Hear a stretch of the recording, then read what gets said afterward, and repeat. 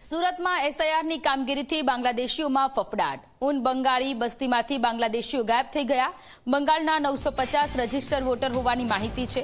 400 બંગાળીઓ મળી આવ્યા અને બાકીના દસ્તાવેજ ન હોવાથી ભાગી ગયા। બંગાળી બસ્તીમાં મોટા ભાગના ઘરો બંધ દેખાયા।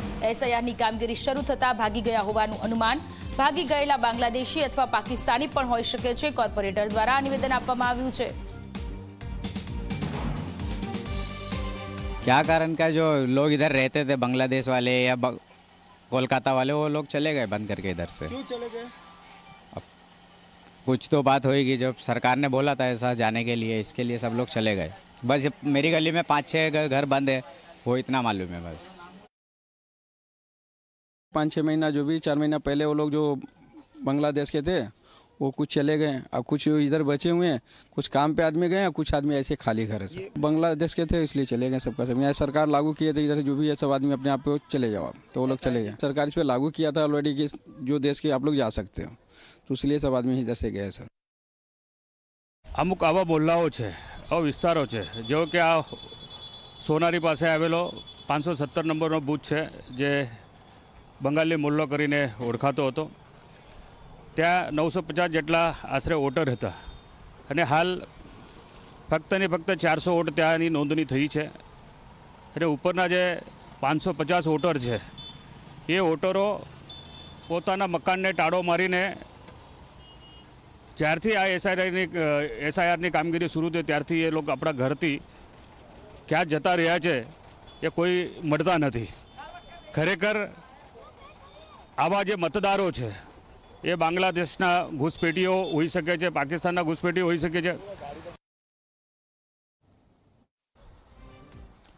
સમગ્ર ગુજરાત રાજ્યમાં એસઆઈઆરની કામગીરી કરવામાં આવી રહી છે। ખાસ કરીને એસઆઈઆરની કામગીરીને લઈને જે બીએલઓ છે તે બીએલઓને વિવિધ વિસ્તારોમાં પણ અહીં મોકલવામાં આવ્યા હતા। ખાસ કરીને ઊનના જે બંગાળી મહોલ્લો છે ત્યાં પણ બીએલઓ દ્વારા કામગીરી કરવામાં આવી હતી, પરંતુ બીએલઓ દ્વારા કામગીરી કરવામાં આવે તે પહેલાં આપ જોઈ શકો છો બંગાળી મહોલ્લાના મોટાભાગના જે બંધ ઘર જે છે તે બંધ હાલતમાં જોવા મળી રહ્યા છે। ખાસ કરીને આ જે ઘર હતા તેમાં ખાસ કરીને જે ગેરકાયદે જે બાંગ્લાદેશીઓ ઘૂસણખોરી કરીને અહીં સુરતના ઊન વિસ્તારમાં સ્થાયી થઈ ગયા હતા, પરંતુ બીએલઓ દ્વારા જે રીતે કામગીરી કરવામાં આવી રહી હતી ત્યારબાદ અહીં મોટાભાગના જે ઘર છે તે બંધ હાલતમાં જોવા મળી રહ્યા છે।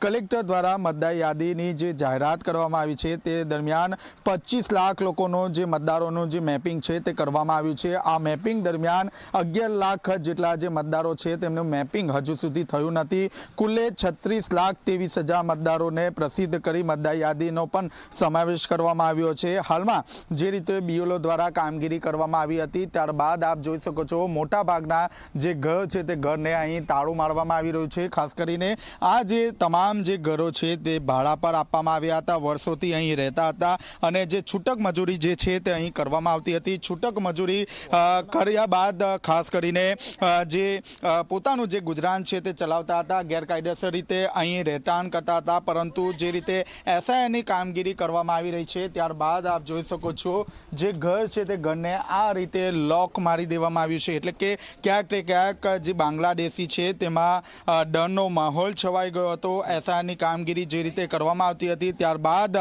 જે તમામ જે બાંગ્લાદેશીઓ હતા તેમાં ડરનો માહોલ છવાઈ ગયો હતો। હાલમાં આપ જોઈ શકો છો આખા મહોલ્લામાં મોટાભાગના જે ઘર છે તે બંધ હાલતમાં જોવા મળી રહ્યા છે। આપ જોઈ શકો છો અહીં રહેઠાણ કરવામાં આવતું હતું, પરંતુ જ્યારથી એસઆઈઆરની જે કામગીરી કરવામાં આવી રહી છે ત્યારબાદ આ તમામ જે ઘરો છે તે ઘરોને અહીં તાળું મારીને જે લોકો છે તે લોકો અહીંથી ભાગી છૂટ્યા છે। ક્યાં ગયા છે એ ખબર નથી, પરંતુ ક્યાંક ને ક્યાંક જે રીતે એસઆઈઆરની કામગીરી કરવામાં આવી રહી છે ત્યારબાદ જે બાંગ્લાદેશીઓ છે તેમાં ક્યાંક ને ક્યાંક ભયનો જે માહોલ છે તે જોવા મળી રહ્યો છે। હાલ તો બીએલઓ દ્વારા આ સંપૂર્ણ જે કામગીરી છે તે કરી દેવામાં આવી છે। એક યાદી જાહેર કરવામાં આવી છે, યાદી જાહેર કરીને કલેક્ટર સુધી પહોંચાડી દેવામાં આવી છે, પરંતુ મહત્વની વાત છે કે સમગ્ર ગુજરાત રાજ્યમાં જે રીતે એસઆઈઆરની કામગીરી કરવામાં આવી રહી છે ત્યારબાદ જે બાંગ્લાદેશીઓ છે તેમાં ક્યાંક ને ક્યાંક ભયનો માહોલ જોવા મળી રહ્યો છે અને ભયના માહોલ વચ્ચે આ તમામ લોકોએ અહીંનું જે રહેઠાણ છે તે છોડીને અન્ય વિસ્તારમાં સ્થાયી થઈ ગયા છે। કેમેરામેન વિજય બેસાણે સાથે ચેતન પટેલ, ઝી મીડિયા, સુરત।